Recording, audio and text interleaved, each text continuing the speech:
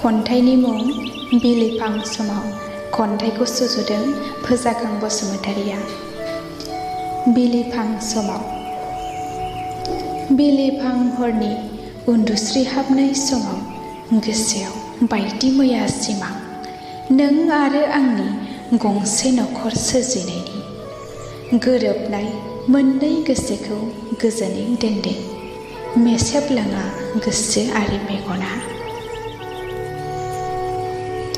आं मिथिगौ नोंबो आंखौ बेसेबां आंगो खालामो, नाथाय मिथिनानैबो मिथियै बायदि आं दिनाव नोंनि फंसे माथो मोननो लुबैयो, नाथाय नोंहा सम आरो खाबु गैया बेखौनो सानना जिंगासियो आं। खोनायाब्ला दिनाव नोंनि राव नेसिबाय सानो आंनि गोसोआव आगारखौ बरायहरो गोरबो गोसोआ हांमा सुरो अबोला दुबफुं सिखारना नोंनि सावगारिखौ गोबारै खुदुमो लोगो लोगो बिखायाव गोबाथुमना उन्दुलाङो।